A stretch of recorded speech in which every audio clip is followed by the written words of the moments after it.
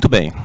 Então, nós vamos dar início aqui à mesa Imaginário e Tecnologia, Cidades Inteligentes e Poéticas Urbanas. Antes de mais nada, eu vou apresentar todos os participantes dessa mesa. Eu estou coordenando a mesa, eu sou o Arthur Rosestraten, eu sou professor na FAUSP, sou arquiteto, urbanista, e coordeno esse grupo, na verdade, esse núcleo de pesquisa que se chama NAWeb, Núcleo de Apoio à Pesquisa em Ambientes Colaborativos NAWeb. O grupo de estudos em Smart Cities está integrado ao NAWeb e eu vou apresentar, então, os componentes dessa mesa.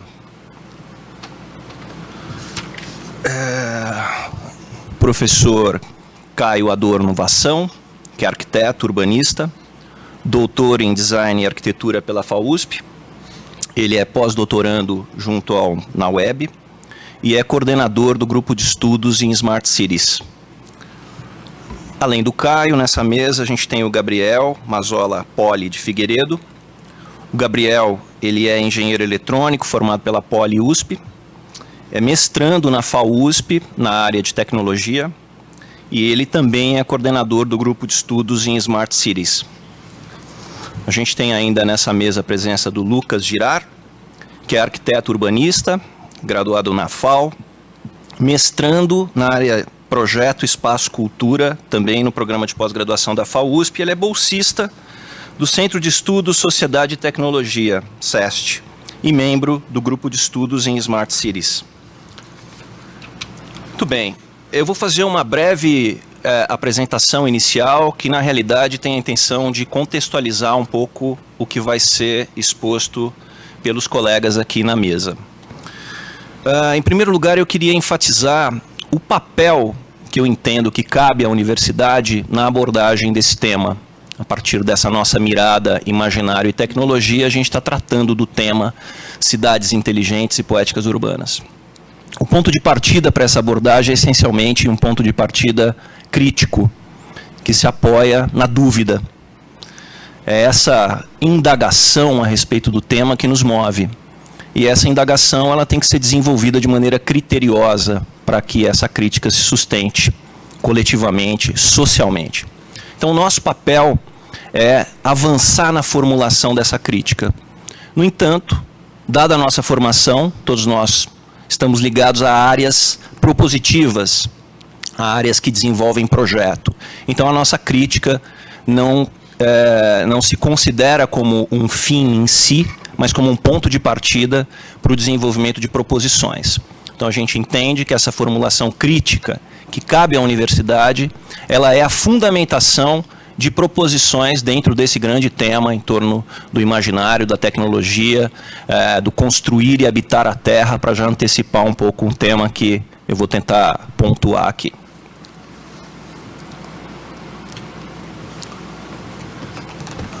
Bom, eu vou situar um início dessas reflexões que podem ser contempladas aqui nas várias falas, em 2014, no momento em que o nosso núcleo, o NAWeb, se aproxima de um outro núcleo, que na verdade é um laboratório de excelência, um núcleo que reúne centenas de pesquisadores junto da cidade de Lyon, que se chama Inteligências dos Mundos Urbanos. A sigla é IMU. Houve essa aproximação em 2014, então criou-se uma ligação entre duas cidades, basicamente, a partir desses dois núcleos de pesquisa, entre São Paulo e Lyon. Esse primeiro contato reconheceu um tema problemático relacionado ao futuro das cidades, e que se apresentava num sentido bastante abrangente, difundido na mídia, como o tema das Smart Cities, ou o tema das cidades inteligentes. Naquele momento que houve a aproximação dos dois núcleos, para retomar um pouco o sentido propositivo que eu mencionei de início, existiam dois projetos que permitiam colocar essas questões em torno da inteligência e dos ambientes urbanos num sentido concreto, prático. Um deles é o projeto Arquigrafia. O projeto Arquigrafia, essencialmente, é um ambiente colaborativo de imagens de arquitetura, imagens de espaços urbanos. O desenvolvimento desse projeto que tem características multidisciplinares, reúne pesquisadores da ciência da computação, da arquitetura, da ciência da informação, do direito, era um ponto de apoio para que a gente conduzisse essa reflexão crítica um passo adiante. Além do Arquigrafia, que pode ser acessado nesse endereço aí,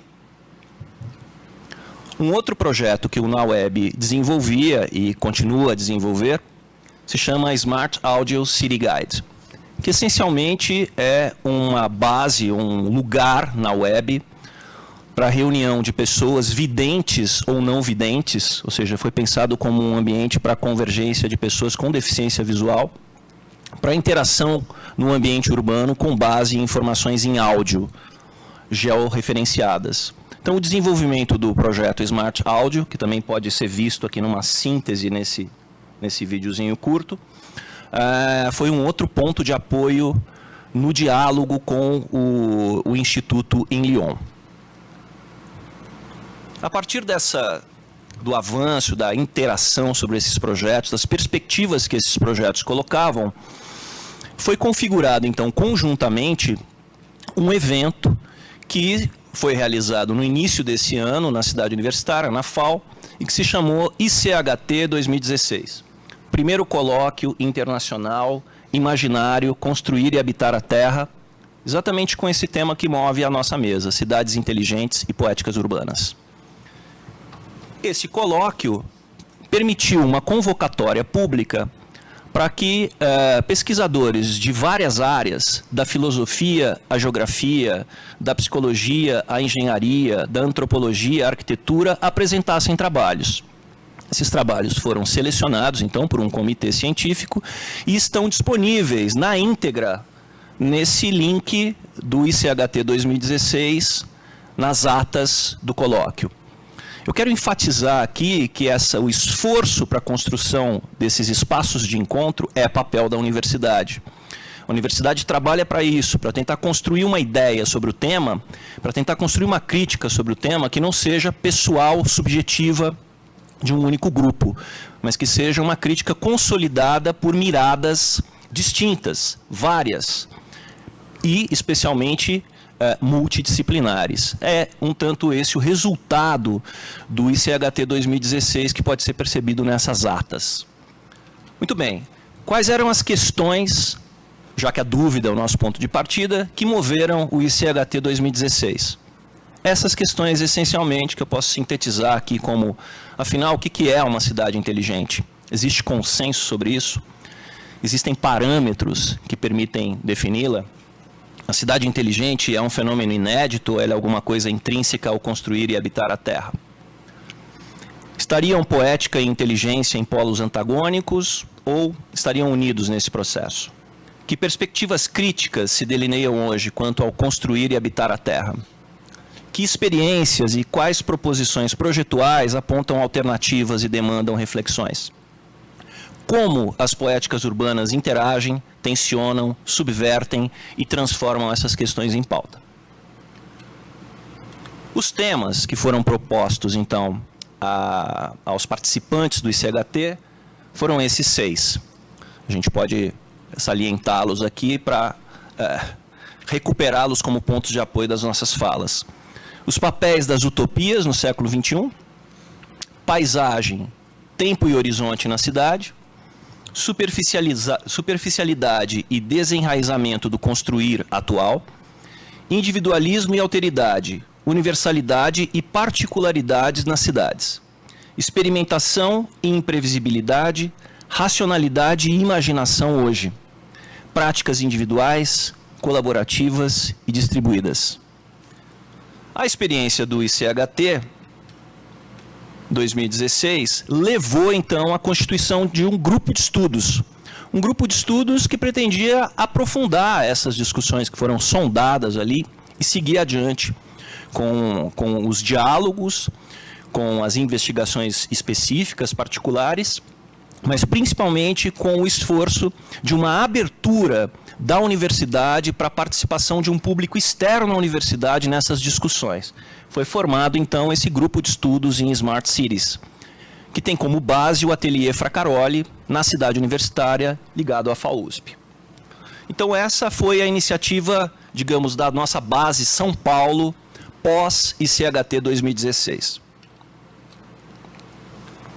A partir das reflexões desse grupo, a gente traz para essa mesa algumas questões, que eu também vou pontuar aqui para vocês.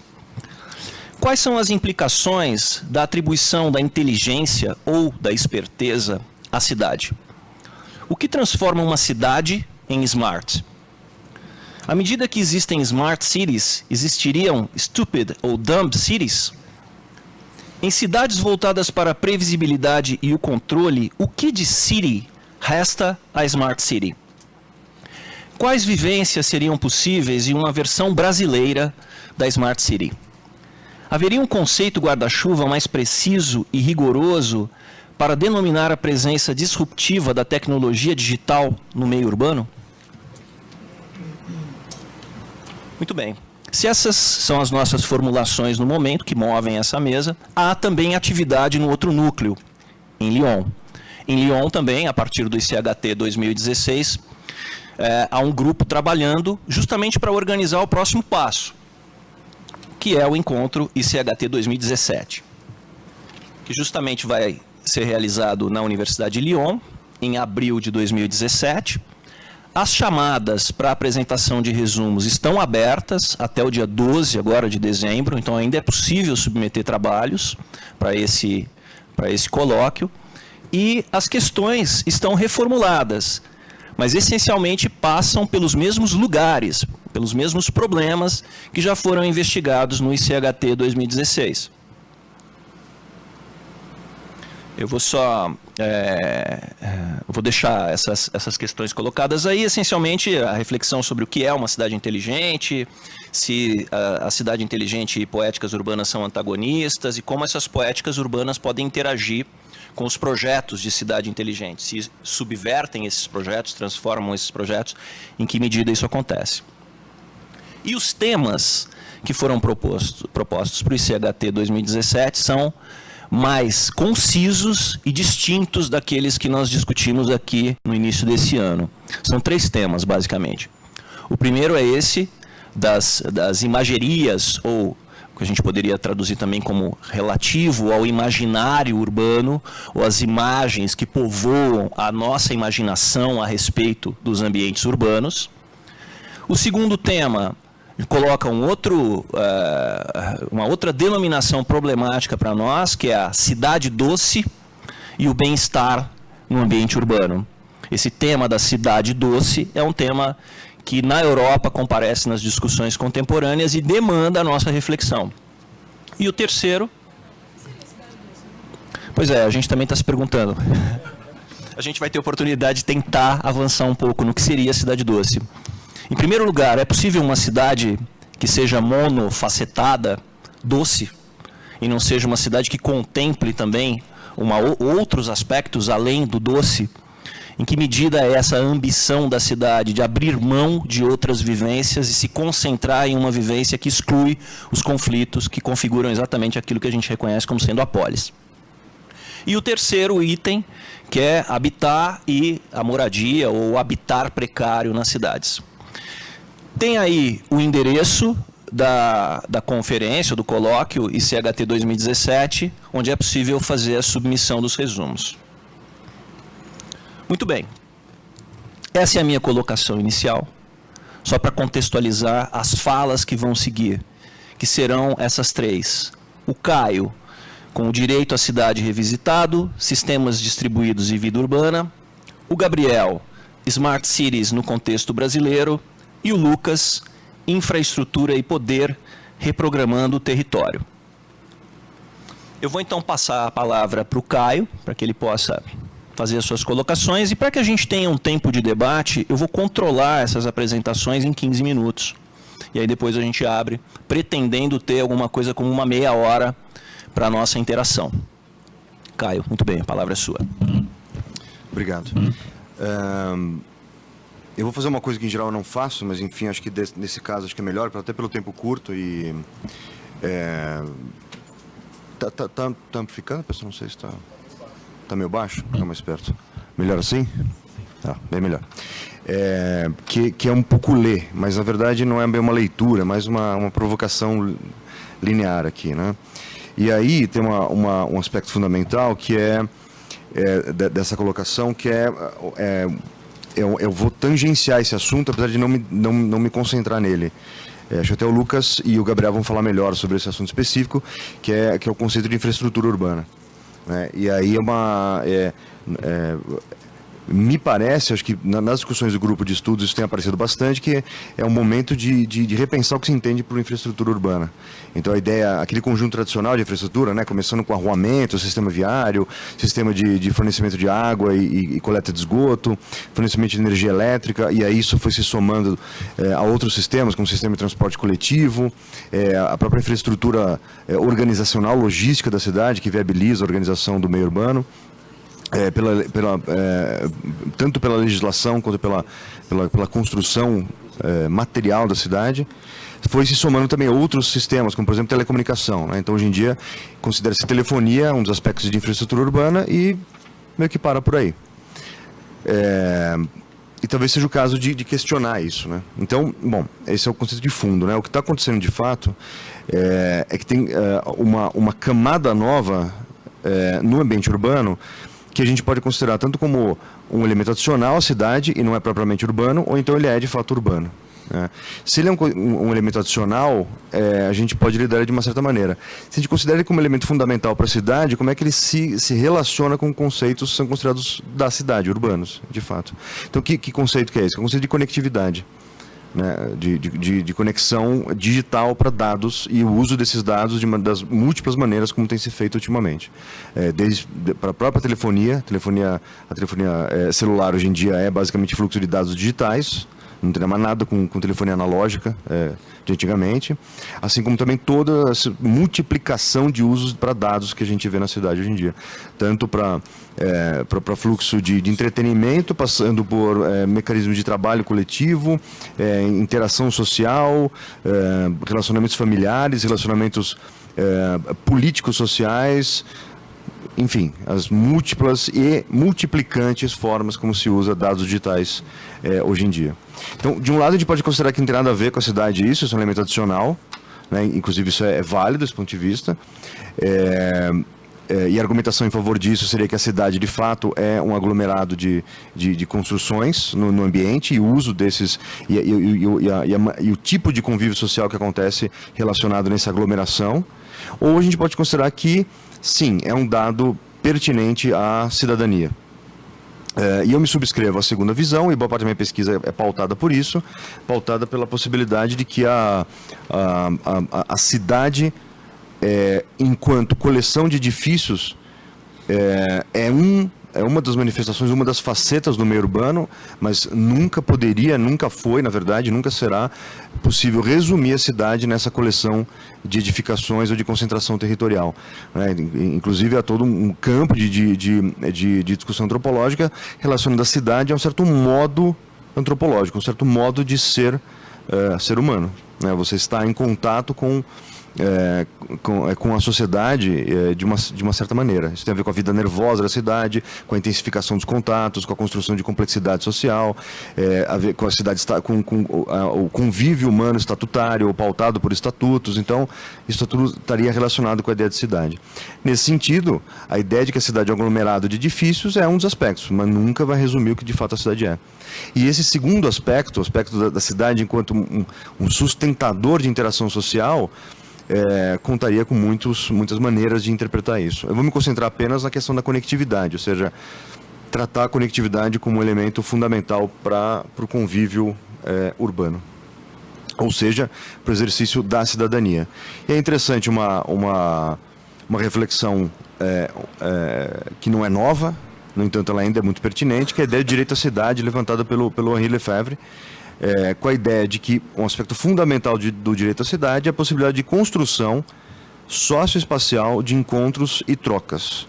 O que significa isso, né? Você construir tanto na cultura quanto no espaço e no imbricamento entre cultura e espaço, ou seja, a maneira como as pessoas estão no espaço urbano, circulam pelo espaço urbano, a possibilidade de construir encontros, Simplesmente encontrar pessoas e encontrar situações, encontrar coisas, encontrar paisagem, encontrar, né? Ser tomado pela percepção, tanto de si quanto do outro, por um lado, e por outro lado a troca, que isso possa incorrer em trocas. Só que é muito importante, ele frisa que esses encontros e trocas não podem ser, para que haja o direito à cidade, elas não podem ser submetidas ao seu valor financeiro monetário. Ou seja, não estamos falando de troca no sentido de troca de compra e venda, troca no sentido de compartilhar. Olha o que eu estou fazendo, olha o que você está fazendo, olha a minha vida, olha a sua vida, vamos fazer isso junto, vamos fazer separado, vamos trabalhar com um grupo grande, um grupo maior, um grupo menor. Ah, não, isso é uma coisa que a gente pode trabalhar numa instituição, então isso acontece numa escola, acontece via governo, via uma empresa, via o que é que seja, né? Ou seja, essa liberdade de construção da cidade enquanto espaço de encontro e de trocas, né? Esse é um elemento fundamental lá do direito à cidade. Bom, se a gente vai considerar que a conectividade hoje em dia é uma ferramenta de cidadania, e cada vez mais vamos ponderar de maneira bem pragmática sobre isso, né? É uma ferramenta de cidadania a conectividade? Bom, a questão é, para exercer cidadania eu preciso de conectividade? E aí se você considera um sem número aí de serviços públicos que exigem o contato via internet, via web. Ou então situações estranhíssimas, onde, daqui a pouco eu vou voltar nisso, em que você exige um certo tipo de fluxo de documentos digitais para que se possa acontecer uma ação social qualquer, né? Isso cada vez mais é verdade. Então, o acesso à internet, o acesso a redes digitais, sendo a internet essa rede mãe que conecta as outras redes, de fato é cada vez mais um elemento fundamental para o exercício da cidadania. E a gente chega aí numa situação estranha, né? Que se a gente considera como elemento fundamental da cidadania, qual é o estatuto que a conectividade tem no mundo contemporâneo, na cidade contemporânea. Então, existe aí uma tentativa de elucidar uma dimensão política da conectividade para a cidadania contemporânea. E como é que isso faz parte dessas múltiplas considerações que a gente escuta a respeito da chamada cidade inteligente. Então a gente fica imaginando uma cidade futura em que as pessoas vão estar o tempo inteiro conectadas, desfrutando uma miríade de serviços digitais, se envolvendo com tantas sortes de situações cuja conectividade é fundamental. E aí eu acho que vale a pena puxar um fio da meada com o qual eu trabalho há muitos anos, que é a chamada realidade aumentada. O primeiro artigo em português sobre o assunto, publicado em 2001, é de minha autoria, sobre esse assunto, realidade aumentada, e já naquele momento a análise que eu fazia uma análise sociopolítica da realidade aumentada. E era importante ver que naquele momento a realidade aumentada era uma promessa, ela tinha pouquíssimo de concretização, era uma ideia. E ela foi evoluindo ao longo dos últimos 10 ou 15 anos aí, né? A primeira visão, mais tradicional da realidade aumentada, é como se ela fosse um nível adicional de percepção decalcado sobre a realidade imaterial. Imaginava-se um futuro que as pessoas colocariam óculos ou então lentes de contato e as pessoas iam olhar para o ambiente urbano, o ambiente vivencial, o ambiente arquitetônico, e eu venho uma camada adicional de informação sobreposta projetada no óculos ou naquela lente de contato. Então veria informações adicionais. O que isso seria de fato, pouco se discutia, mas a promessa já era interessante, né? Houve uma segunda visão que foi muito desenvolvida nos últimos 15 anos, que é a ideia de mídia locativa ou mídia localizada, em que ganhou muita visibilidade isso, que é a possibilidade de oferta de informação de acordo com a posição no espaço desse usuário, desse interator, desse cara que interage com o sistema, né? Nesse momento a interação era considerada um aspecto secundário, era um aspecto até de consumo de mídia que era colocado ali, mas a ideia de que dependendo de onde você estivesse na cidade ou dentro de um edifício, informações seriam ofertadas para você num caráter não muito voluntário da sua parte. Está aqui isso aqui, você quer ou não quer. Então um arquivo de som que ia contextualizar você naquele ambiente, ou então uma imagem que apareceria no seu dispositivo, que te convidaria a ver alguma coisa ali. Inclusive o próprio projeto, o Smart City Audio Guide dialoga com isso, mas está além disso, que está indo já para chamar terceira visão, que eu chamo de terceira visão para a realidade aumentada, que seria muito parecido com a primeira, muito informada pela segunda visão, mas exige interatividade, ou seja, para ela se manifestar você tem que interagir de alguma forma com essa realidade aumentada. Então um exemplo pop aí é o joguinho Pokémon Go, que está relacionado a isso, né? essa necessidade de você interagir para criar sentido com aquilo. Tem muito a ver com a fala do Teófilos aqui na primeira mesa, em que ele falava a respeito da construção de subjetividade a partir do engajamento com dispositivos, né? Não só dispositivo no sentido de aparelho, mas no sentido de organização. 5 minutos. 5 minutos.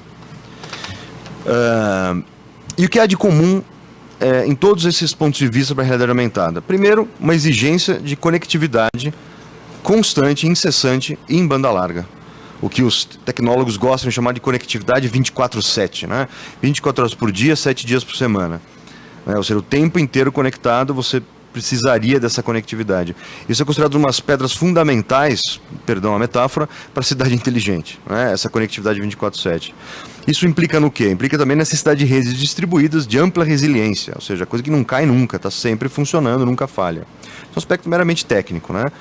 Agora, o segundo aspecto não é tão técnico, ele é um pouco assustador, que é a necessidade de localização geográfica em ambientes interiores, ambientes fechados, com relativa precisão. Bom, legal, claro que isso é necessário para a realidade aumentada, mas e daí? O aspecto sociopolítico é que me assusta. É que o pré-requisito para isso é a disponibilização da sua identidade pessoal. Então, começa por aí. Esse é o grau zero para poder viabilizar a realidade aumentada. Eu tenho que dizer quem eu sou, porque senão o conteúdo não é direcionado a mim. É direcionado a outra pessoa qualquer, né? Segunda coisa, que eu passo a ser um polo de geração contínua, um fluxo contínuo vivo de dados. Estou o tempo inteiro produzindo dados, porque a minha posição no espaço, meramente a posição no espaço, e a maneira como eu interagir com aquele conteúdo, vai informando quem eu sou, né? A terceira coisa é que é possível ver apropriações indébitas desses dados, o que na verdade é óbvio, tem muito a ver com a discussão também que o Teófilos levantou agora há pouco, e ela está longe de estar resolvida essa questão. E a quarta coisa é um conceito que é levantado pelo próprio Lucas Girard, que é um conceito que ele nomeou de assimetria informacional. A maneira como o cidadão lida e tem acesso aos dados que são produzidos coletivamente, não vou falar nem publicamente, porque essa é a grande questão. O acesso a esses dados é assimétrico. Grandes corporações têm um acesso facilitado, governo nem tanto, e o cidadão nunca. Raramente ele tem acesso a esses dados.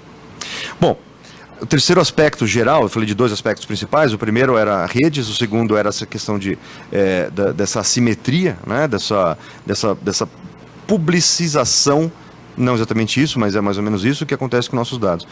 E a terceira coisa que é a possibilidade, via realidade aumentada, do controle da percepção individual e pública por meio de uma curadoria assimétrica também de conteúdos. O que significa isso? O cara que proveu o conteúdo para mim pode decidir que ele não quer me dar mais aquele conteúdo, ele quer mudar, ele quer distorcer, ele quer me direcionar para uma coisa específica. Bom, existe também uma possibilidade adicional disso, que é ficar ilhado, abandonado ou naufragado no meio do mundo real, quando a gente abandonar a ideia de que é importante sinalizar a cidade. Sinalizar, olha, entrada por aqui, entrada por ali, a porta é essa, a porta é aquela, para quê? Se eu vou ter tudo isso via realidade aumentada, eu abandono a ideia de sinalização pública, porque isso vai vir em tudo canais de realidade aumentada. Bom, é possível, por uma decisão arbitrária de alguém, que eu perco acesso a isso e fique completamente abandonado no meio urbano, perdido. Isso já está começando a acontecer com o incremento da dependência que a gente tem do sistema de mapeamento online, né? E aí, uma última coisa, que é o incremento exponencial do volume de informação disposta sobre o ambiente. Se hoje em dia a gente tem 3 ou 4 plaquinhas pela cidade, a gente vai ter que começar a ter um monte de coisa, o que a curto prazo é um opcional, a longo prazo vira uma dependência, né?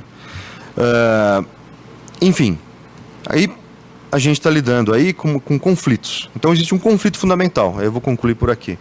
O conflito fundamental que a gente tem é que hoje o acesso a dados não é uma infraestrutura pública. Não é, ponto. Ela é uma infraestrutura privada, tanto no caráter metropolitano quanto internacional. Nas águas internacionais, acho que o Lucas vai falar bastante sobre isso, o regime é de outra natureza completamente diferente. No entanto, é um componente inescapável para a cidadania. Então, como a gente pode falar de direito à cidade? Se a gente depende cada vez mais de acesso à cidade via conectividade, né? Agora, encaminhamentos possíveis para isso, tem muitos, né? Uma possibilidade para esse conflito fundamental é que a gente construa a ideia de que a conectividade é um bem público e deve ser construído dessa forma, deve ser disponibilizado da mesma forma como outros aspectos da infraestrutura, como as vias de circulação, né? Por enquanto não tem pedágio para você sair de casa, para você poder usar a via pública. Ninguém na portaria do seu prédio, da tua casa, ninguém falou, opa, você pagou a taxa de uso de vias? Mas isso poderia acontecer, imagine um futuro assim. Agora, imagina se de fato você tivesse que pagar, todo mundo sempre achou normal isso, que a via pública fosse de caráter privativo e você controlasse isso. E aí existe... Eu vou pedir para você fechar. Fechar, perdão. Existe um segundo conflito aí, que eu acho que é o que resolve a nossa questão, é que será que é possível construir um regime público de acesso a esses dados produzidos em massa? Será que é possível? Um conceito que surgiu lá nos debates do grupo é a ideia de mineração pública de dados. É possível minerar esses dados coletivamente, com critérios públicos de construção disso? E aí o último aspecto, que eu queria fechar isso, né? Isso também foi levantado lá pelo Teófilos, que é a ideia de que o privado é uma das funções do público, e não vice-versa, né? Ou seja, o privativo só existe dentro de um regime estatal, estatutário. Isso é importante entender, porque existe também uma simetria. A ideia de privacidade individual está sendo solapada com alta velocidade, enquanto a ideia de propriedade privada, de propriedade corporativa, está sendo ampliada de uma maneira brutal pela internet. Essa é uma nova instância do neoliberalismo que se propaga a amplos ventos de que a privacidade individual é uma coisa descartável, obsoleta, enquanto a ideia de propriedade privada controlada por grandes empresas de mídia é um dado fundamental para a construção do futuro. Será como lidar com esse conflito? Obrigado, Caio. Bom, eu vou passar a palavra então para o Gabriel, que vai fazer a segunda exposição aqui nessa mesa com o tema Smart Cities no contexto brasileiro. Gabriel, por favor, a palavra é sua. Pode. Para começar a falar sobre cidades inteligentes, eu sinto que é didático começar com talvez os dados mais batidos do momento, que são uma projeção da ONU de 2014, que mostrou que mais de metade da população mundial passou a viver em cidades. E se projetou que em 2050 esse número subiria para em torno de 66%. Não só isso, mas também preveu-se um aumento populacional bastante significativo, né? Passando de 7,35 bilhões que a gente tem hoje para 9,7. Então, esse crescimento, aliado a outras previsões como o aumento no número dos carros, o impacto disso para a alimentação global, para a saúde global, leva a gente a um cenário de que o mundo vai acabar. Assim, ferrou, não tem o que fazer. O que a gente faz se o formato de urbanização atual é completamente insustentável? E nesse cenário, a única alternativa de ação é uma ação que seja incisiva e bastante imediata. Assim, a gente não tem margem para demorar nesse debate, para tomar o tempo de entender o que deve ser feito. Também fica evidente o tamanho da oportunidade econômica que essa situação representa, né? De 40 trilhões de dólares a serem investidas nesse novo processo de urbanização sustentável nos próximos 20 ou 30 anos. Então essa cifra me dá a entender de que isso vai acontecer sim ou sim, né?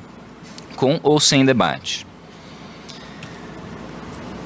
Essa ideia do apocalipse iminente, ela traz à tona essa ideia da cidade sustentável, a cidade conectada, digital. E no meio desse debate surge também a ideia da Smart City, né? Que em português virou cidade inteligente.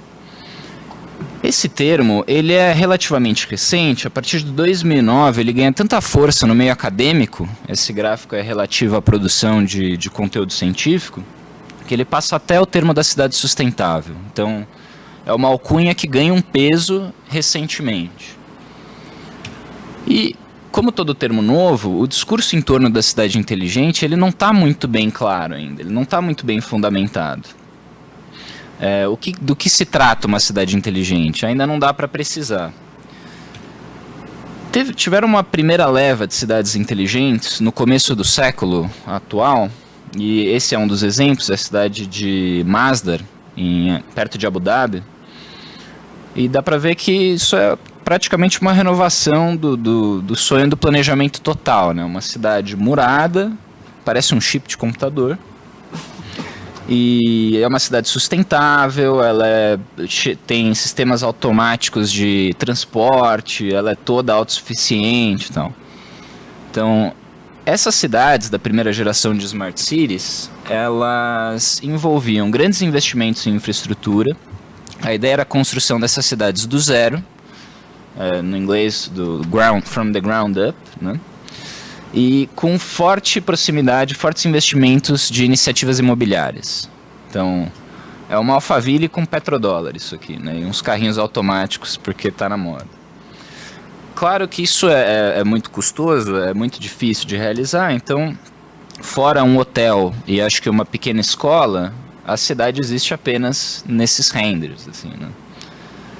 Outro exemplo é o distrito de Songdo, que ele foi de fato realizado, enfrenta uma série de problemas hoje, mas eu trago ali como exemplo desse skyline da cidade do futuro, de prédios altos, sempre uma imagem noturna com essa luminosidade. E faço essa provocação, assim, a cidade inteligente, ela é construída a partir de um imaginário de cidade empresarial. Uma provocação que o Arthur faz no artigo dele do CHT é: essas cidades, elas não têm elementos essenciais ao urbano, como diversidade social, sede dos poderes, produção e consumo não relacionado a essas empresas de TI.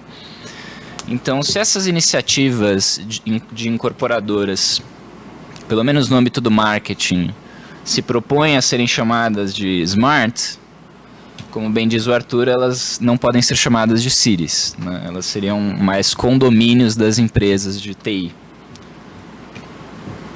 E essas iniciativas foram muito criticadas, mas elas têm uma forte aderência no imaginário popular ainda hoje, né? Parece que faz muito tempo, faz 10 anos, mas isso perdura. Essa é uma imagem de São Paulo em 2111, num documentário da Discovery. Então você vê que a cidade do futuro, pra gente, ela envolve uns prédios meio que herdam a estética aí da impressão 3D, umas coisas meio diferentes, e a ponte estaiada, que eu acho que é a ponte mais inteligente do Brasil, que não passa ônibus, não passa bicicleta, não sei, em dias de coragem, pedestre, não tem como atravessar, ela tá aí, daqui a 100 anos vai continuar sendo o marco da cidade de São Paulo. Aqui mais uma imagem interessante que mostra o quanto esse imaginário empresarial, ele não questiona, por exemplo, como essas pessoas vão atravessar aqui no meio desse prédio, que parece ter uns 3 quarteirões aí de lado, né? Porque, obviamente, você não pode entrar aí sem um crachá, né? A partir de 2007, 2008, com a crise global, as empresas de tecnologia, elas deixam de tentar construir cidades do zero e se aproximam das municipalidades, veem nelas grandes clientes em potencial. E dá para dividir, esse artigo do Pablo Neirotti, uma equipe italiana, mostra que dá para dividir essa segunda geração de Smart Cities em cidades que tomam a iniciativa no domínio hard, que seriam investimentos em infraestrutura, de TI, aquisição e transmissão e processamento de dados, para tentar dar à cidade a capacidade de reagir de maneira dinâmica a situações complexas, enquanto nós teríamos uma outra linha de ação possível, que seria no domínio soft, em que as cidades deixam de investir nesse tipo de infraestrutura e investem em oportunidades para fomentar o aparecimento de capital humano e social, né? Então, em geral, essas duas linhas de ação não se misturam, assim.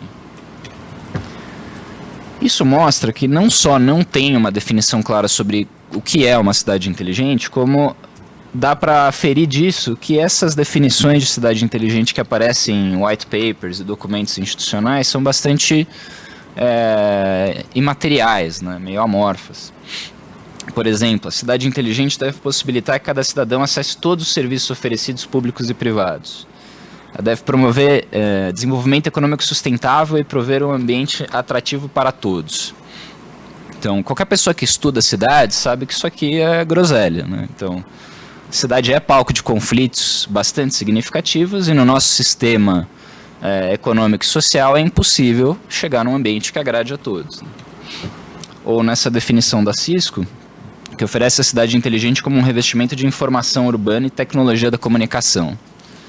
Então é basicamente um magipack que você coloca na cidade e ela vira inteligente, né? A única coisa que perdura em todas essas definições é um pretenso ganho de eficiência, né? Só que não se discute como vai se dar esse ganho de eficiência, para quem, como, aonde. Esse conceito de ser mais eficiente ele pode ser bastante deturpado, né? Trago aqui um exemplo que eu espero que seja um pouco polêmico, mas por muito tempo o Dr. Paulo foi considerado um prefeito muito eficiente em São Paulo, né?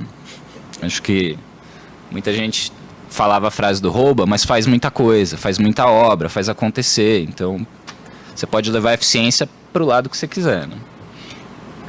Em geral, essas iniciativas, assim como outras intervenções urbanas, se dariam no âmbito do planejamento estratégico de uma cidade, né? Mas a gente sabe que a pressão da iniciativa privada, a urgência por melhorias urbanas, até a falta de preparo dos gestores públicos para lidar com a complexidade social e tecnológica desse tipo de solução em Smart City, faz com que as soluções adotadas em geral sejam soluções de contenção e de maneira bastante desarticulada. Fica uma expectativa de que esses projetos articulados tenham uma convergência mágica e que transformem uma cidade na Smart City, como se fosse uma mera somatória de projetos, né? Isso é fortalecido pelo modelo neoliberal de gestão de cidades, em que se tornar uma Smart City é um esforço de marca para captar mais recursos, né? Então, afinal, ninguém quer investir na Dumb City, né? Nesse cenário, a pergunta deixa de ser o que a nossa cidade fará e passa a ser o que outras cidades fizeram, né? Em que se tenta acelerar esse aprendizado, essa smartificação da cidade a partir de soluções prontas de empresas e estudos de caso de outras cidades. Acontece que a maioria dos casos estudados na literatura, eles geram uma descontextualização na hora que a gente traz esses casos para cá.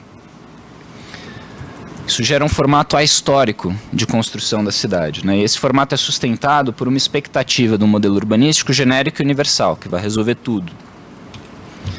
Isso é sustentado por duas crenças. A primeira é que todos os problemas urbanos estão identificados, a gente já sabe tudo o que acontece na cidade, mais ou menos como resolver, e que a solução para esses problemas está logo ali, né? Então, afinal, a gente consegue acertar uma sonda num cometa que anda 200 mil quilômetros por hora, resolver saneamento básico e habitação em São Paulo seria trivial, né? Mas cá estamos. 5 minutos, Tá. Tem um potencial oculto nesse discurso ahistórico que pode ser muito danoso, né? Aí eu volto um pouquinho para aquela questão dos estudos de caso. A maioria deles são em cidades europeias, asiáticas, americanas como essas. São cidades que não só têm um contexto histórico muito diferente das nossas, mas também tem outros tipos de problemas sociais e desafios urbanos, né? Eles também têm uma qualidade urbanística que vem desde muito antes do rótulo de Smart City, até muito antes da internet.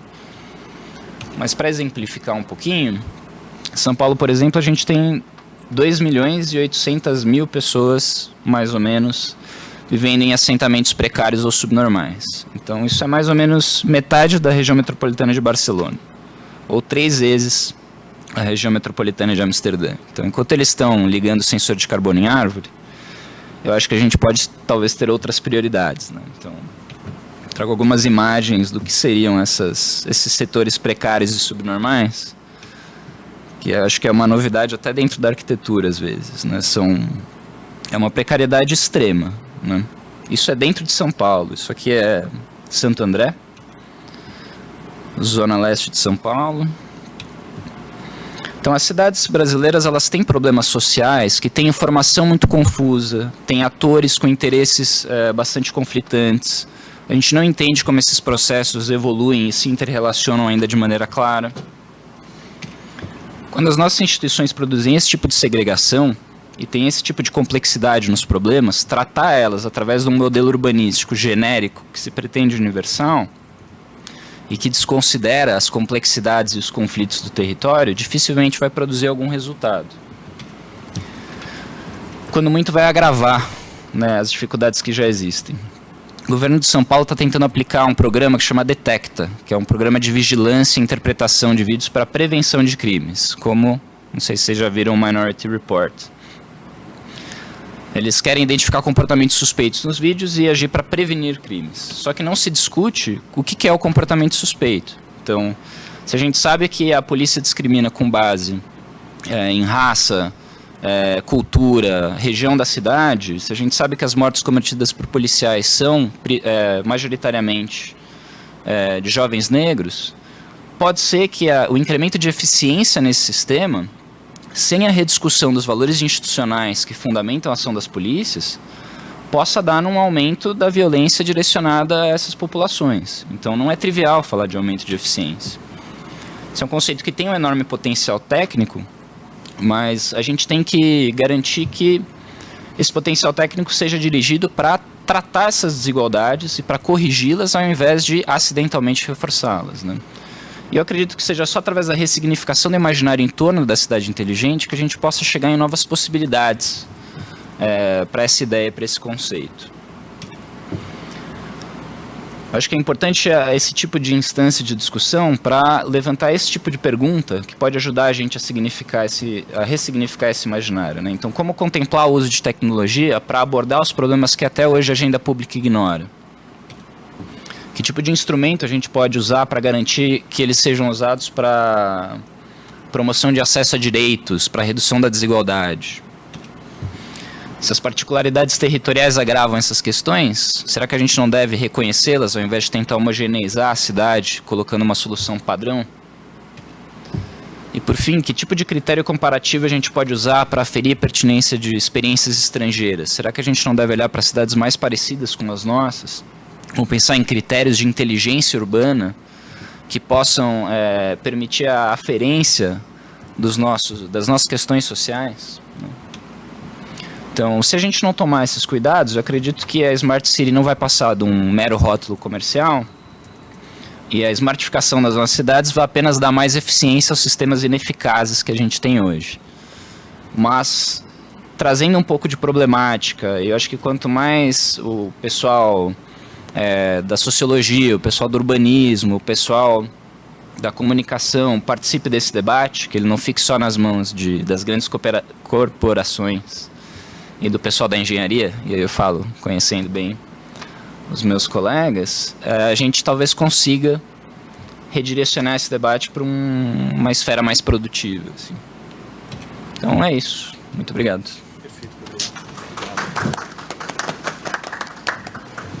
Obrigado, Gabriel. Vou passar a palavra então ao Lucas, para que ele faça a última exposição dessa mesa, e depois da exposição do Lucas a gente vai abrir para um debate. Para começo, eu queria só pedir desculpa que eu mudei o título de ontem para hoje da palestra. Então, de infraestrutura e poder virou infraestrutura de conectividade. E a ideia é apresentar uma narrativa visual dessa infraestrutura, né? Então, essa é uma questão de uma pesquisa que está em andamento já há algum tempo, que é justamente de compreender a materialidade dessas infraestruturas, né? Então, quando a gente vai falar de cultura digital, de cybercultura, de smart cities, geralmente é muito complicado você formar imagens do que seria realmente isso. E a gente tende a convocar cenários meio de ficção científica, assim, ou cenários um pouco anódinos, né, de cidades onde tudo funciona sozinho, funciona perfeitamente, enfim, não tem espaço para sangue, suor e lágrimas, né, uma cidade de anódina, né, essa que é a melhor palavra. Então, em busca da carne por trás da cybercultura, né, em busca dessa consistência, como uma pergunta mesmo, tentar entender bem como é que é isso realmente, né? Porque as metáforas vigentes, elas não dão conta da complexidade desse sistema, as metáforas de virtualidade, materialidade, fluxos, né? É uma coisa etérea, e isso realmente começou a me incomodar muito. Eu falei, como é que é possível que um telefone que me faz ficar sentado e ter dor na coluna, um computador que machuca meus olhos, um roteador que esquenta ali do lado dos meus livros, uma rede que cai e interrompe a minha navegação por algum lugar da cidade, como é possível que isso seja imaterial, que isso seja virtual, que isso não seja real, que isso seja construído só do ponto de vista de metáforas, né? Então, assim, no encalço de espatifar essas metáforas, né, de esmigalhar elas e começar a reconstruir uma ideia de um território inteligente, uma sociedade que trabalha num outro patamar de comunicação e de presença, eu fiz essa coleção de imagens como uma forma de também tentar estruturar um pensamento para uma posterior elaboração teórica. Então vamos ver se eu consegui. Aí, vamos lá. Sim, pelo amor de Deus, né? Ah, não. Então vamos lá. Então a ideia é toda assim, como é que se transmite a informação, né? Então, a história começa ali no meados do século XIX, né, com a invenção do telégrafo e primeiros esforços, né, de cabeamento do território. Isso foi durante a expansão do sistema ferroviário nos Estados Unidos, necessidade de organizar o fluxo, né, das ferrovias, evitar acidentes, ter uma tabela de horários confiável, etc. E começou a surgir uma série de invenções para sinalizar esse tráfego, né? O telégrafo veio nessa onda. Então, isso foi uma indústria extremamente poderosa, por pelo menos 70 anos, né, até a Primeira Guerra Mundial, quando o rádio começa a ganhar essa posição, o radiotelefone, e isso começa a ter redesenhar a geopolítica, né, do planeta. Então, esses cabos, a partir da segunda metade do século XIX, começaram a atravessar os oceanos, né, os primeiros cabos submarinos foram instalados de maneira bem sucedida, né, depois da descoberta da borracha. Que engraçado, né? A gente tem um papel nessa história aí. A Gutiapetcha chamava. Então, as primeiras transmissões demoravam 17 horas, um sinal do outro para o Atlântico, mas se você considerar a modalidade anterior, que era meses de barco, já foi um grande ganho, né? Então, esses navios atravessavam os mares, depositando esses cabos. Em poucos anos, ingleses e americanos cabearam o planeta inteiro, ligaram as metrópoles às suas colônias, né? E isso deu todo um sentido estratégico, geopolítico novo para a economia global, onde muitas ilhas no Pacífico e regiões perdidas foram usadas como hubs de comunicação. Inclusive, os ingleses estimularam que técnicos se casassem com membros de tribos locais para facilitar a manutenção desses cabos, né, em locais remotos do planeta. Enfim, tem uma história rica aí anedótica, né, também. Enfim, bem, com a descoberta do rádio, começa esse processo de convergência de tecnologias, que é o ambiente no qual nós vivemos hoje, certo? Onde tudo vai convergindo para uma mesma plataforma. Então, o telefone, rádio, são princípios, são sistemas que passam a ser agregados num mesmo gadget, né, como a gente usa hoje. Isso seria o 4G, né, da virada do século. Então, um sinal muito forte, né? Esse é o Tesla fazendo um experimento. Bem, então começam esses esforços, né, para vencer o território, né, para compressão do espaço temporal, através do sinal sem fio, que iniciou uma verdadeira frenesi na sociedade, no começo do século XX. Os primeiros desenhos de antenas, né? Então, eu estou querendo mostrar como que isso já tinha uma materialidade, né? Já tinha uma arquitetura, já tinha uma incrustação no território, tem um desenho, né? Essa antena é muito bonita, se comparar com as que nós temos hoje. E enfim, começa-se a dominar cada vez mais essa técnica de transmissão de sinais, da transmissão de informação. Então, muitos teóricos, né, da cibernética, teoria da informação.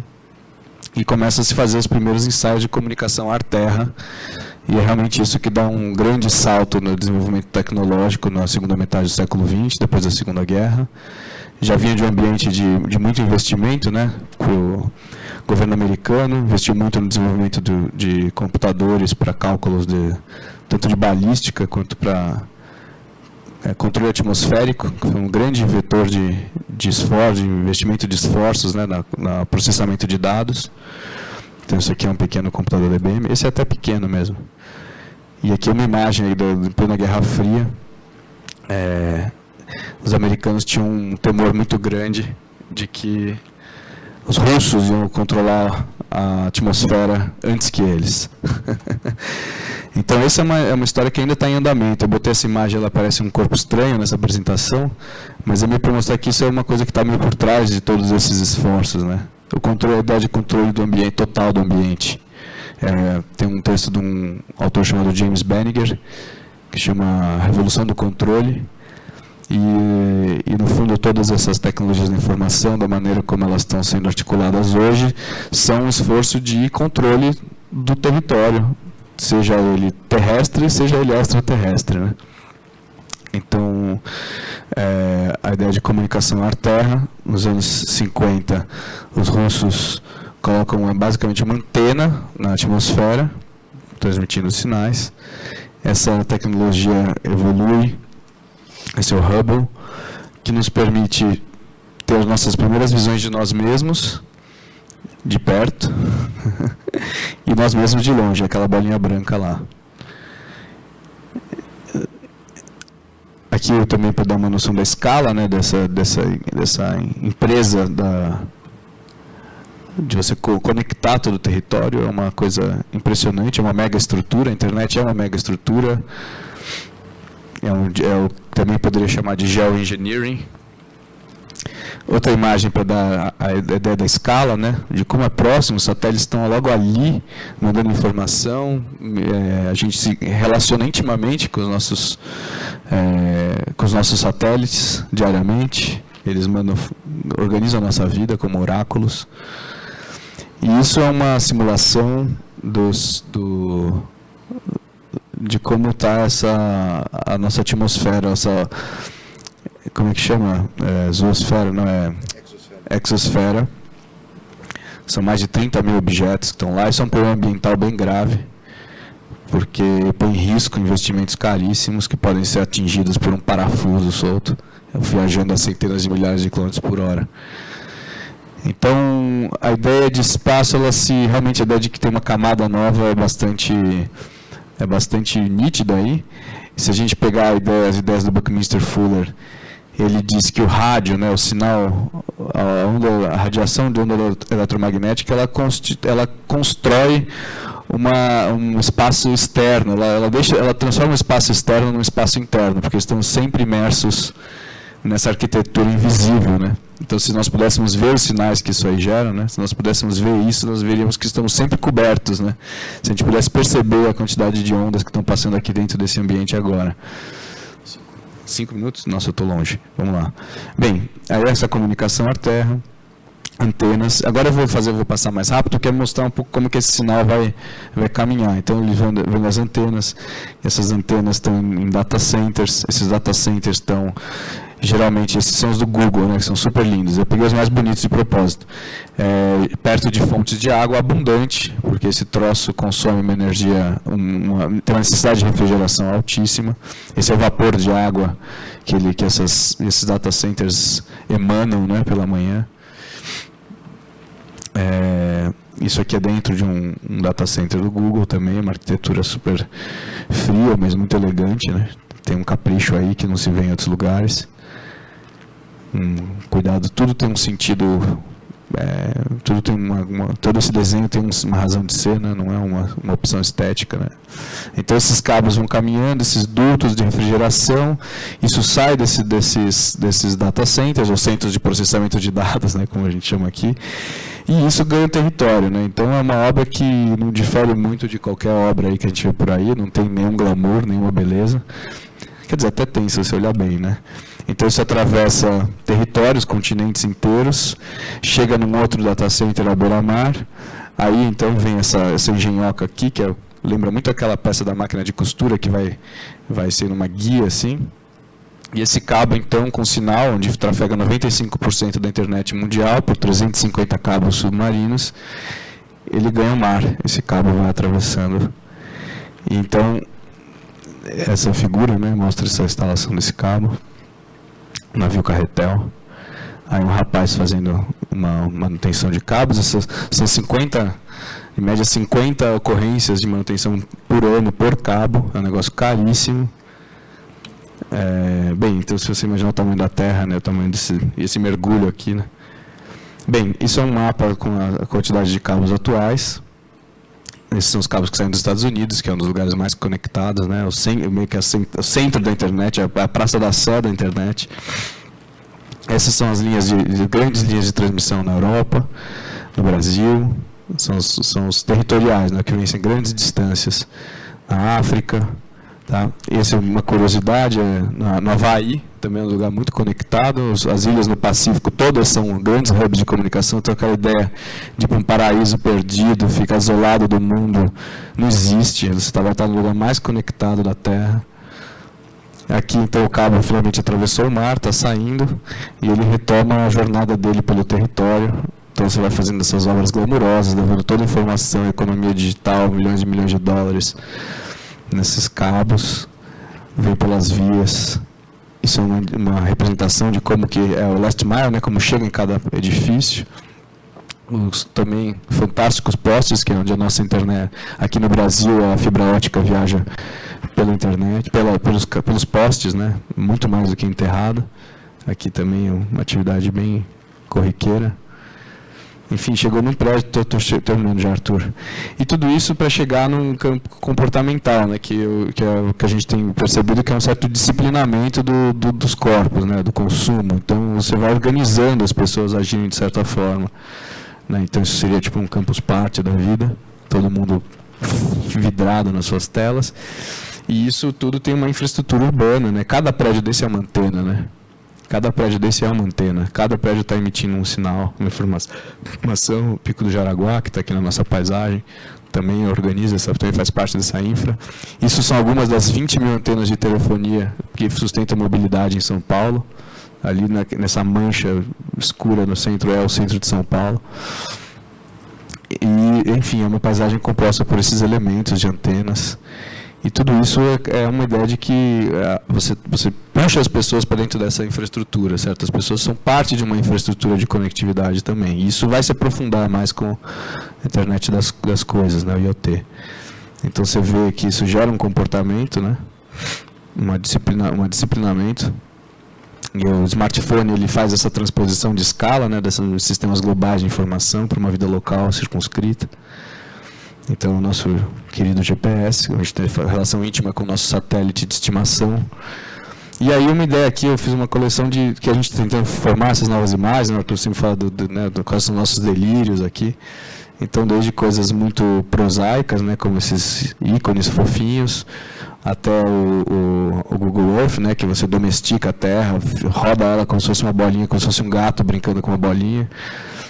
Essa imagem meio Big Brother, né, opressiva, e até as coisas que estão rolando agora de Computer Vision, né, onde você pode filmar uma região em tempo real e reconhecendo o que está acontecendo, e puxando dados, puxando informação, mudando políticas, mudando estratégias enquanto elas acontecem. Isso é de uma empresa chamada Placemeter. Estou acabando, Arthur. Isso aqui é uma ilustração que eu acho uma das mais interessantes, porque ela é totalmente, vamos dizer assim, despojada de futurismo, sabe? Ela é bem vida real, assim. E mostra tudo que está interagindo aí, sabe? Todos os ruídos, as informações, as coisinhas, tudo meio vivo, né? Então, isso aqui é o trabalho de um artista tcheco. Ele faz uma provocação, né, colocando esses sistemas de sensores e antenas em várias paisagens diferentes, inclusive na beira-mar. E ideias de como que vai ser esse mundo, né, onde você pode ativar qualquer coisa a qualquer momento, e por N estratégias. E eu paro com esse sistema que são os olhos viajantes, né? A gente pode, são sensores, olhos, são presenças remotas, né? Que é uma discussão bastante séria, que é pouquíssimo discutida aqui. Enfim, eu espero que vocês tenham encontrado uma conexão, como eu encontrei entre as coisas. E é isso aí. Obrigado. Tinha mais uma. Eu tinha umas referências bibliográficas aqui para mostrar, posso passar rapidamente, né? Então, uma ideia de futuro engraçada, um holograma, né? Coisa. E aqui é Marshall McLuhan e o Buckminster Fuller. Foi um grande encontro que precisa ser bem estudado. Já foi, inclusive, esse livro ali, Buckminster Fuller, Architecture in the Age of Radio. É bem rico para discussão. O livro do Wiener sobre a cibernética, o McLuhan, aquele lá embaixo à esquerda é da Nicole Starozielski, é de Media Studies, é da Califórnia, um estudo muito interessante sobre cabos submarinos. Esse livro Signal Traffic também, de Media Studies, né? Esse pessoal de Media Studies está muito avançado nessa discussão, refletindo sobre todos os aspectos assim, da viagem do sinal. Um livro mais antigo, Informatização das Vilas, uma reflexão muito interessante sobre a cidade, do Cacciari. Virgiliot, o Boris Boden, um geógrafo suíço, também com uma reflexão interessante sobre a internet como sincronização dos lugares, dos tempos. E, enfim, esse teoria do drone, que é uma reflexão muito interessante sobre os limites do direito, no final das contas. Então é isso aí. Ótimo, Lucas. Obrigado, Lucas. Muito bem, então, a partir dessa exposição, a gente abre a palavra para que a plateia coloque alguma questão, para a gente seguir debatendo. Eu vou considerar aqui uma meia hora de debate, que acho que a gente foi bastante disciplinado com o nosso tempo para poder ter essa meia hora de diálogo. Enfim, é justamente isso, assim, porque tem um distanciamento que eu vejo, assim, de muitos movimentos sociais dentro da própria universidade, que tem pautas massa, que a gente vê, assim, teoricamente massa, mas quando a gente vai para... não reverbera fora do campus, entende? Então, assim, dentro da própria universidade mesmo, a gente tem um problema de assédio dentro do próprio campus da UFPE. E com o Nina tem uma funcionalidade que a gente está trabalhando, que é o Walking With Me, que é, tipo, você compartilha seu itinerário, você bota um ponto de saída e um ponto de partida, e você compartilha isso com algum amigo seu. Não precisa necessariamente ter um Nina no celular, entendeu? A gente só vai pedir ter acesso à sua lista de contatos. E aí a gente faz um live de monitoramento. Fica uma tela lá, eu consigo ver o trajeto. Se o usuário, ele faz um percurso muito discrepante do que estava lá pré-definido, o aplicativo começa a emitir um alerta para pedir para você ligar para a pessoa para saber se está tudo bem. Essa é uma das funcionalidades. A gente está vendo ainda como é que a gente vai poder ter acesso a banco de dados de táxis e Ubers, porque a ideia também é monitorar nesses ambientes, entende? Pronto, o levantamento posto foi esse. Obrigada. Simone estava falando sobre o quanto a gente... Eu vou tentar interpretar, se eu me corrigir se eu vou falar besteira. Quanto a gente às vezes perde um pouco o olhar de alguns problemas que são mais urgentes ou mais graves do que os que são postos pela academia, e o quanto tem um potencial enorme, se a gente tem acesso aos dados livres, de trabalhar invertendo um pouco o vetor dessa ação, da gente cobrar o poder público através de ações como essa que surgiu no Hackathon em Recife, né? Do aplicativo Nina para enfrentamento da violência contra a mulher na mobilidade urbana. E eu acho que isso casa muito também com a fala do Caio, né? O quanto a gente talvez conseguisse pensar num modelo público de dados para poder chegar nesse ponto, né? E eu iria até além, né? O quanto o poder público está preparado para receber isso. Hoje eu acredito piamente que não esteja, né? Então, por mais que a gente chegue lá com um modelo dizendo que, nossa, o problema da violência contra a mulher em São Paulo acontece no sistema em trilhos, acontece dentro dos ônibus. Não tem dentro do poder público ainda como receber isso, né? Eu acho que parte da estratégia de uma cidade inteligente ou de uma sociedade do futuro seria esse tipo de participação, né? Talvez muito mais do que investir nas antenas ou no cabeamento, a gente deve investir em políticas de participação popular ou coisas menos high-tech, né, e mais indo na direção da inteligência urbana. E isso, acho que... Você mora em Recife? Ou... Não, atualmente eu moro em uma pessoa, mas toda pessoa das férias todo final de semana eu tô lá, cidade. Aqui em São Paulo também é um problema gravíssimo no transporte público e também é completamente subnotificado por uma série de razões, né? Acho que é um ciclo de violência que é indiscutível, mas também não é enfrentado, né? Nosso poder público é bastante negligente nesse sentido aqui em São Paulo também. Posso comentar uma coisa? Claro. É que tem uma coisa, eu acho que talvez o Arthur talvez queira comentar isso também, eu vou jogar a bola para ele daqui a pouco, mas que é o que a academia pode fazer e o que ela consegue fazer. Então, tem um ponto de vista muito arraigado na comunidade, eu digo extramuros da academia, né? Quer dizer, na sociedade como um todo, que o acadêmico fica numa torre de marfim delirando, falando coisa que não faz sentido para ninguém e apontando para o infinito, como se ele fosse um cara alienado, assim. Eu tenho uma visão crítica quanto a essa percepção super alastrada. É que o acadêmico ele se arroga um papel de tentar mapear essas percepções e apresentar outras percepções e ajudar a reconfigurar a percepção a respeito de um assunto. ele não pode dar conta de tudo. Né? É que se espera muitas vezes do acadêmico que ele apresente ações concretas na microestrutura da sociedade. E há um problema epistemológico aí, que é o seguinte, não dá para mapear essa complexidade nesse nível. E aí acho que é importante ver uma inversão dessa coisa. Então, por exemplo, o meu próprio trabalho acadêmico tem a ver com tentar entender quais são os tipos de ação adequados para se pensar estar inteligente, para promover esse tipo de coisa que você descreveu. Então, quer dizer, se não dá para pré-mapear esse tipo de problemática, tem que vivenciar ela. Até a sua trajetória é crucial. Você foi rodoviário, ou seja, em que sentido? Você era motorista, você trabalhava de marketing? Ah, entendi. Você era estagiário dentro de uma empresa de transportes. É. Olha só, então você conhece bem o mundo. Sim, sim. Seu pai era policial.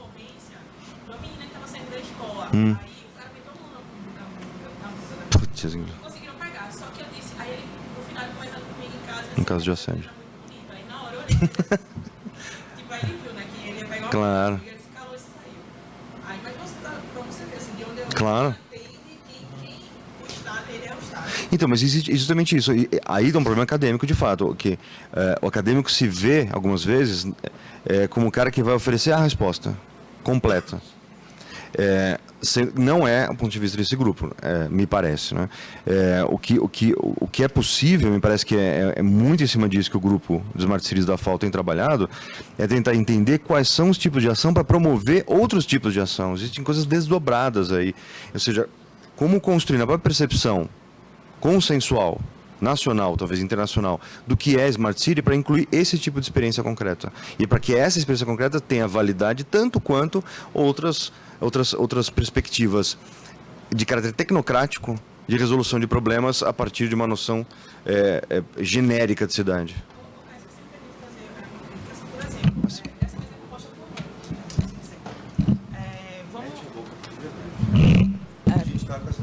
Perdão. Veja só, vamos lá. Esse problema é que essa mesa é composta por homens. Quantos de vocês teriam a percepção, a experiência e a vivência que eu tenho para poder desenvolver um problema desse?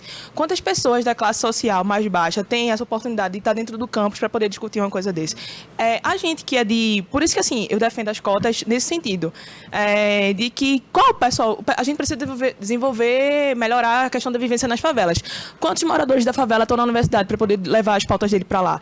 Os pesquisadores atualmente têm a experiência para poder levantar quais são as possibilidades? Não tem. Entendeu? Eu acho que tem o calabouço aí de abismo, né? Dentre as teorias e a prática, é justamente isso, a questão da vivência e da inserção dessas pessoas que mais precisam dentro dos projetos que, vamos fazer Smart City. Mas vamos fazer para uma classe alta, para os brancos, para pessoas héteros, entre N coisas, entendeu? Então, é justamente isso, assim, a questão de inserção de pessoas nesses projetos, assim, do usuário. Eu quero desenvolver para esse usuário. Bota esse menino no projeto, tá? Mas você sabe que... Posso comentar nisso que você falou, Simone? Que esse é um dos maiores problemas da inteligência artificial, né? Então tem todo esse processo de informatização de tudo, né? De todas as coisas ligadas, interconectadas. Mas a própria Google outro dia divulgou um artigo dizendo que um dos maiores riscos à espécie humana seria um modelo de inteligência artificial não baseado na diversidade, né? Então a diversidade não é somente... Ela é uma bandeira política, sim, e dentro desse cenário dominado basicamente por engenheiros brancos, engenheiros eletrônicos brancos e diretores de marketing de países como Suécia, como Inglaterra, Alemanha, esse movimento também carece do nosso ponto de vista aqui, de um país latino-americano, que numa certa condição. Então, isso que você está falando é uma escala, certo? Que pode vir, que você pode entrar nela por várias portas, entendeu? A gente também está inserido num problema onde o nosso ponto de vista, a nossa maneira brasileira de ocupar o espaço, a nossa sensibilidade, ou a maneira paulistana, ou a maneira de perdizes de fazer isso, não está presente nessas estratégias, como, por exemplo, as que o Gabriel mostrou, né? Mas a questão que eu falo é em questão, tipo, pautas feministas, assim dizendo. Sim, mas eu tô falando sobre elas Não, também. eu entendo o que você quis falar com relação, assim, vocês estão... É um problema que está em escala mundial, assim, de não ouvir aquela parte. Mas eu estou querendo dizer que em escala mundial também, problemas feministas, assim, de violência contra a mulher, às vezes, muitas vezes, não escutam a mulher, botam um vagão segregado. Isso não é solução, não, pô. Não, mas mas assim, se você for ver, a maior parte essa discurso das cidades inteligentes é sempre assim, problema-solução, certo? Mas, na verdade, a ideia de solução é solução para o negócio, não solução para o problema. humano. Na verdade, o que tem é uma grande estratégia de gestão de problemas. Então, vamos fazer assim, você tem um problema, eu vou administrar ele para você. A resolução é outra coisa. Se você for analisar bem as coisas que a gente tem visto por aí, não há um interesse real em solucionar nada. O que há é criar a fidelização, certo? E uma dependência de um sistema tecnológico, né?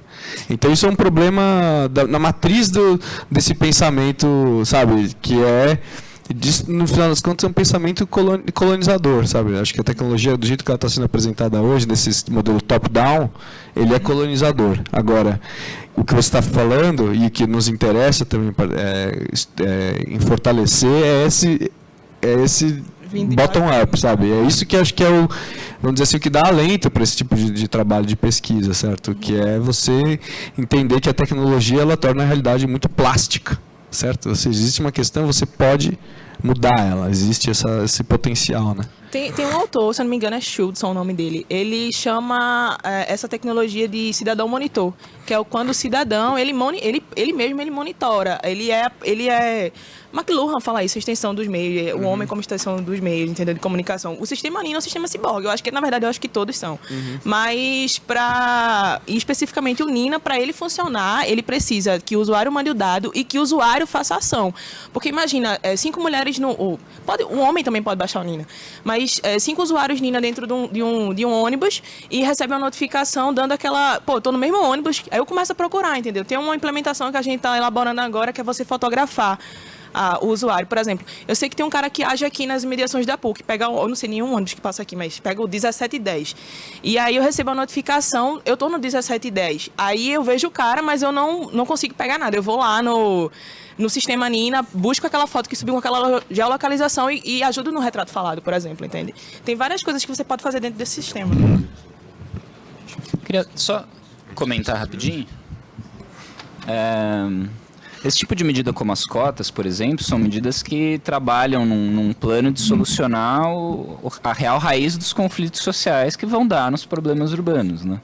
Então, se a gente não falar de cotas, se a gente não falar de ressignificar toda a estrutura de poder que tem no desenho desse tipo de programa, isso aqui é besteira, né? Cidade inteligente é cidade inteligente para mim, que moro no centro, sou branco, fiz USP, sabe?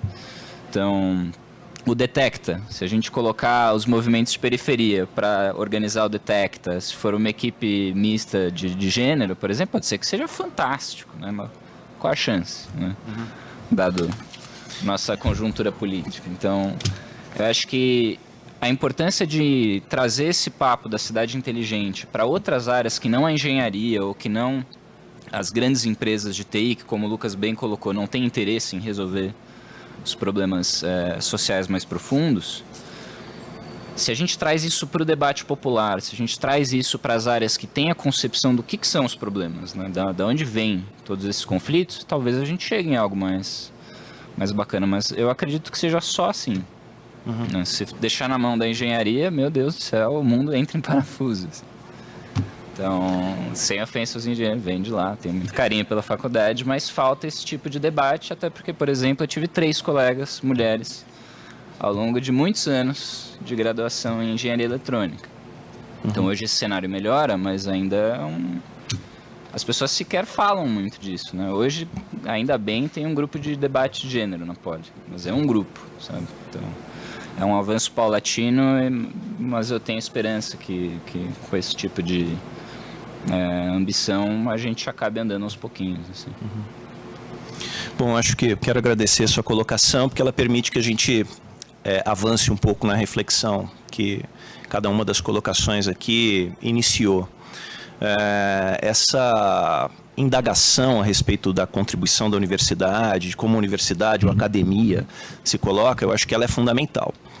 Nesse tema em especial, das cidades inteligentes ou Smart Cities, o esforço que a gente tem feito, e aí eu estou falando em nome um tanto desse grupo aqui, é de não aceitação passiva desse modelo como um pacote integral que a gente deve implementar e levar para uma prática.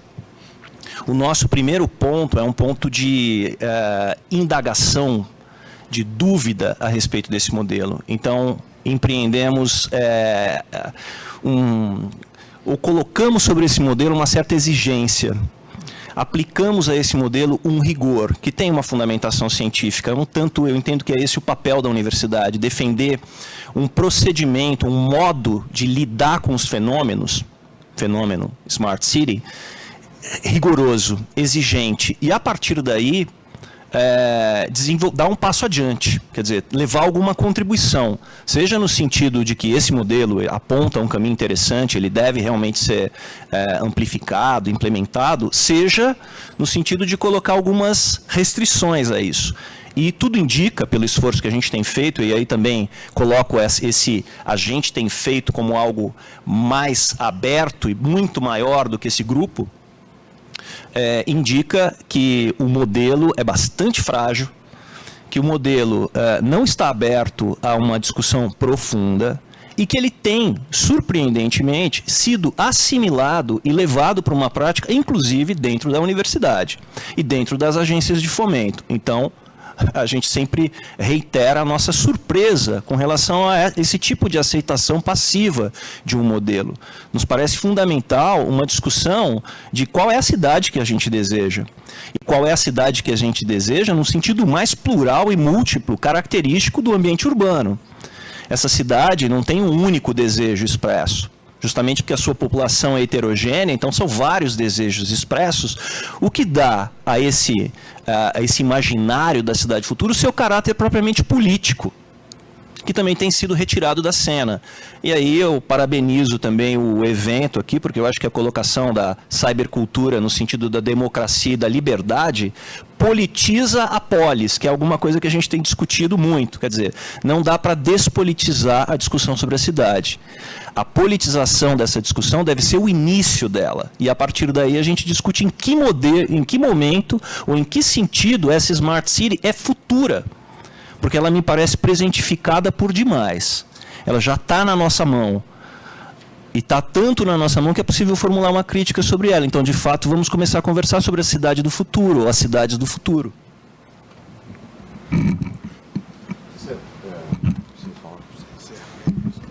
Tem uma coisa que eu acho que está crescendo e fortalecendo, tem muito a ver com isso que você falou, Simone, que é o que é planejamento urbano, né? E como é que se opera, né?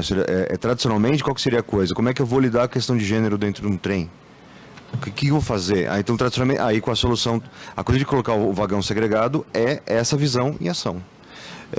Uma coisa que o grupo está discutindo muito e percebe como é importante estar fazendo isso na universidade para poder fazer com calma, é que o que muda nessa lógica de presença no planejamento da cidade? O que é planejar a cidade?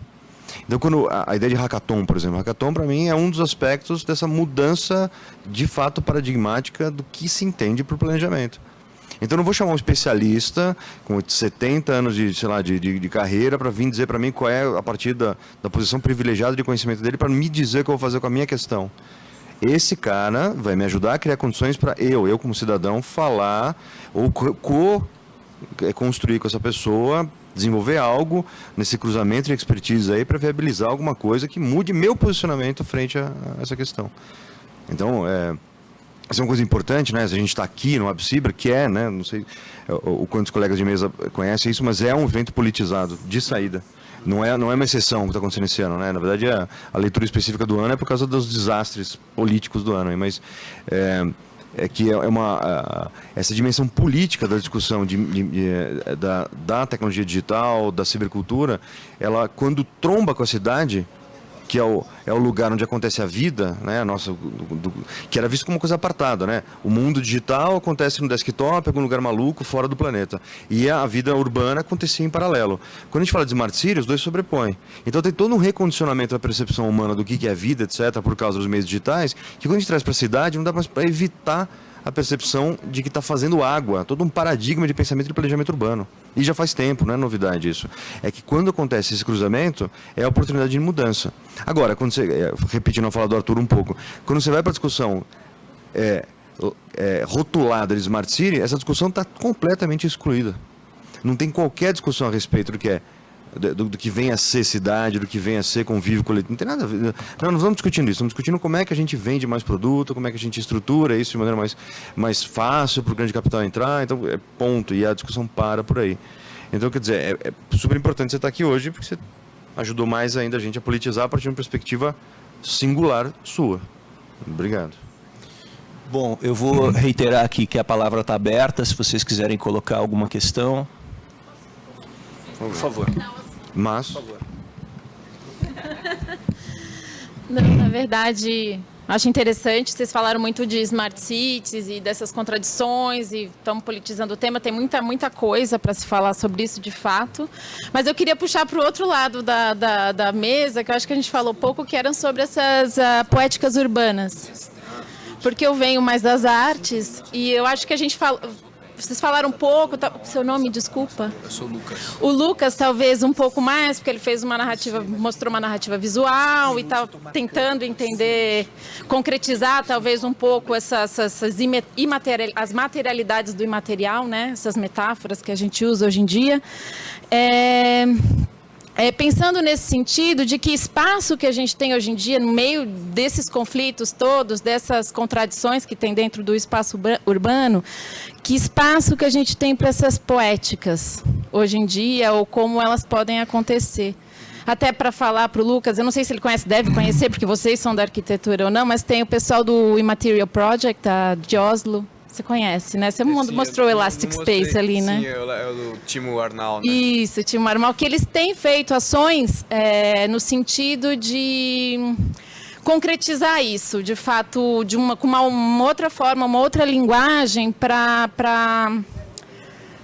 concretizar aquilo que é até então intangível. Uhum. Sinal de GPS, rádio, Wi-Fi, então eles fazem pinturas de luz, enfim, estão construindo novos meios e tecnologias para lidar com isso. Não sei se vocês podem comentar um pouquinho. Acho que a gente tem 5 minutos aí para esses comentários para poder fechar a mesa, Lucas. Boa pergunta. Eu acho que isso agora vai ser um fenômeno cultural mais difundido, né? Eu acho que tem muitos artistas, muita gente assim, dessa área de arte e ciência, trabalhando na construção dessas imagens, né? E eu acho que o interessante é justamente a riqueza de visões que vão ter aí, sabe? Eu acho que a gente nunca vai chegar ao momento onde existe um quadro, sabe, do que é a visualização dessa materialidade, sabe? Eu acho que isso vai ficar em permanente estado de instabilidade, sabe? Então eu acho que os artistas, eles têm um papel central nesse negócio, que é de descaretizar. Eu tô olhando, a gente tá num lado da discussão muito careta, né? Que é a discussão do lado corporativo, e tem uma outra dimensão que são dos artistas e ativistas que estão construindo visões ricas, mais orgânicas, mais interessantes, mais lúdicas, que tem a ver com estilo de vida, atitudes, né? Então, esse é um canal que, pelo menos pensando na minha pesquisa, uma coisa que eu estou bem de olho, sabe? Porque tem sínteses muito inusitadas, assim, sabe? Aquele trabalho do Timo Arnal, né, para medir o sinal de GPS, né? Que e tem do light, não, é aquele globo com uma isso, satellite lamps, que é justamente dessa relação íntima com nossos satélites, né? Que é uma coisa engraçada de pensar, né? Então, bem, se alguém quiser comentar também tem Vanessa, né? Vanessa, tem uma questão que eu acho que a gente está discutindo tanto entre a gente que a gente acaba não explicando tão bem, talvez assim, mais em público. Que a dimensão poética não tem uma escolha. para a gente, é uma dimensão inescapável de construir cidade. Então, a discussão que os quatro fizeram aqui, em certa dimensão, é para entender como uma construção, uma feitura da cidade, uma tessitura, né, um tecimento da cidade a partir desses novos caráteres aí que estão se sobrepondo na cidade. O aspecto aí que eu gostaria de salientar é que os critérios de construção da cidade, que a gente acaba adotando até com um cara que parece que é uma coisa estritamente técnica, tem um caráter poético. No sentido de que fazer a cidade, poieses, né? De fazer a cidade. Essa é uma perspectiva que o grupo adota, e acho que é importante levantar isso aqui até em público, documentado, tudo, que é outro esvaziamento. O esvaziamento político também é esvaziamento poético. Ou seja, qual é a dimensão poética? Não, a poética é aquilo que artistas fazem. Isso é uma visão bem tradicional, inclusive que compõe a ideia de cidade moderna. E está se repetindo isso na Smart City, a ideia de que existem critérios técnicos que são indiscutíveis de construção da cidade. Não tem qualquer disputa aí. São aspectos técnicos que são indiscutíveis. A ciência diz, então é verdade. Quando você entende que, na verdade, não dá para escapar da dimensão poética, que diz a ideia política também, você percebe que essa construção é disputada o tempo inteiro. Então depende da epistêmica que você está adotando, que aquilo é verdade para você. Se outra epistêmica é diferente, é outra forma de entender. Se é uma disputa dentro das tensões sociais, é outra poética que também está em ação ali. Ou seja, há uma poética no aplicativo Nina. É isso que a gente gostaria de salientar. E não só a poética, é aquilo que acontece quando o cara se auto-intitula artista e circula para um circuito mundial denominado arte. A poética está nos poros das coisas, e acho que até puxar para fora, espremer um pouquinho para sair mais, é um aspecto importante para se pensar, esses critérios de construção do urbano. Perfeito. Bom, entendo que a gente iniciou uma discussão aqui, né? A gente identificou alguns temas que permitem que a gente siga dialogando, e também a gente teve a oportunidade de se reconhecer aqui, tendo esse tema como um campo comum de interesse. Estamos cumprindo o horário rigorosamente dessa mesa. Tivemos aqui 1h30 de desenvolvimento da mesa, conforme o previsto dentro do evento. Agradeço muito a presença, a participação de vocês. Agradeço aqui a dedicação de todos da mesa para que esse evento acontecesse. E a gente está encerrando, então, essa mesa agora. Obrigado.